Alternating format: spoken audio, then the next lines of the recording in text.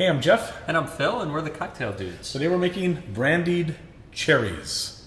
So good. Delightful accompaniment to many cocktails. Oh yeah, some of my favorite cocktails. Yes. We make Brandied Cherries about once a year or so. Mm-hmm.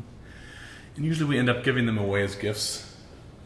Or you take them home and eat them over ice cream, perhaps. Of course. That's so good. But they are delightful, and they're simple to make. Mm-hmm. A couple ways to make preserved cherries, right?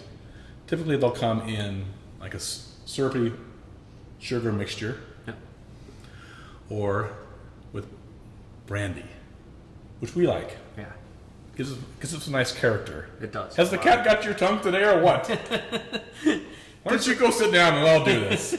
Gives it a lot of character. I mean, some people might think this is alcohol abuse. I mean, we're, kind of Yes.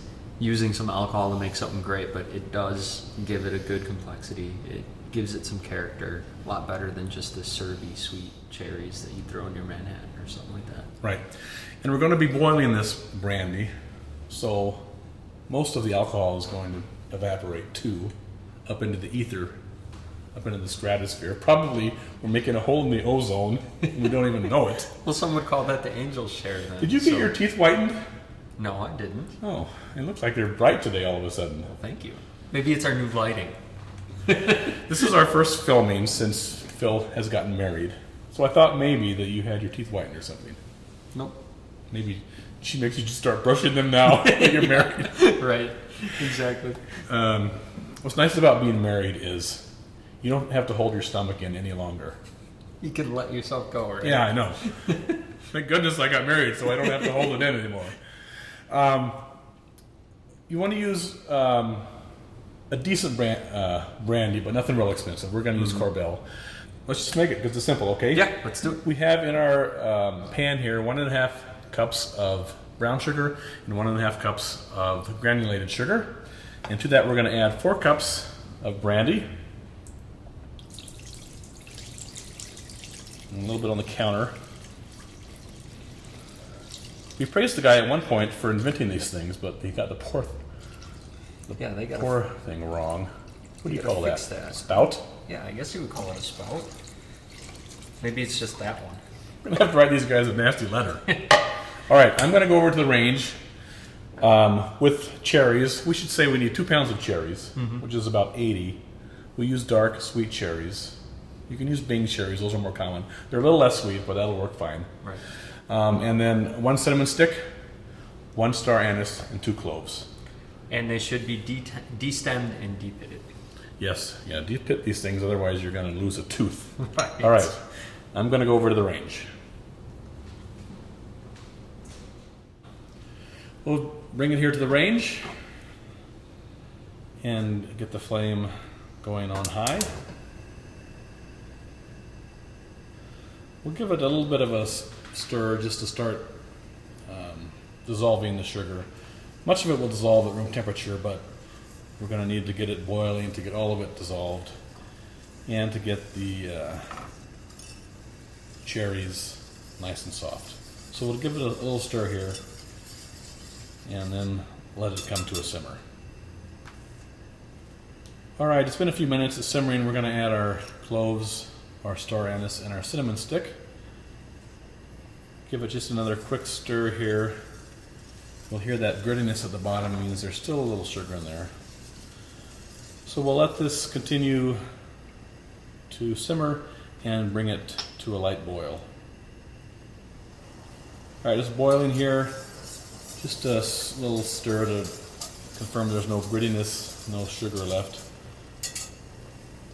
We're going to add the cherries here. You want to be careful because they will splatter a bit, so be careful. Caramba! All right. And you want to give this a stir again just to make sure all of the cherries are submerged. Bring it back to a boil. Here it's boiling again. Now we'll just turn off the heat. And we'll let it cool here on the countertop for about 2 or 3 hours. All right, we're cool. We're going to take out the cinnamon stick. Plunk out the star anise. The cloves we like to leave in. They'll continue to perfume the liquid. I can grab one here. Perfume the liquid a little bit. There you go. But we'll just leave those 2 cloves in here. And we'll take it and head back over to the counter and get these things in a jar. All right.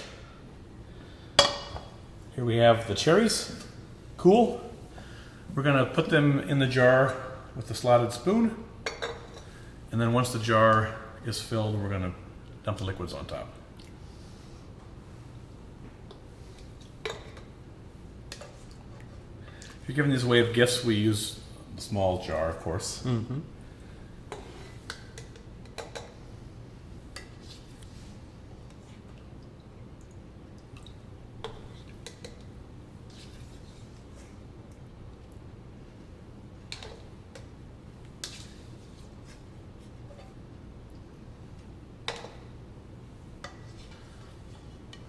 Yeah, these smell really good.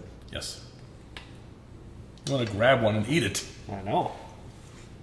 Have to wait till we're off television.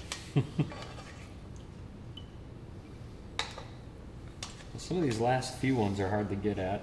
Yes. They're few and far between.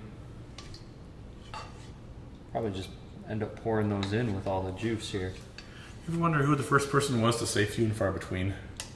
My grandpa said that a lot. Did he? Yeah. My grandpa said bummer a lot. Bummer? Yeah, bummer. That's a bummer. Or he'd say pisser. Something was going wrong. He's like, oh, pisser. Like P-I-S-S-E-R, not P-I-S-S-H-E-R, I hope. All right. And we're just going to dump a little bit of the liquid. A few cherries left in there and clove we'll add later. But we'll just top it off. You want this jar to be clean, so you want to boil it like you do if you're canning fruit. We put ours in the dishwasher and run it without soap, so it kind of steams it to kill all the bacteria. And there you have your brandied cherries. Enjoy. Cheers.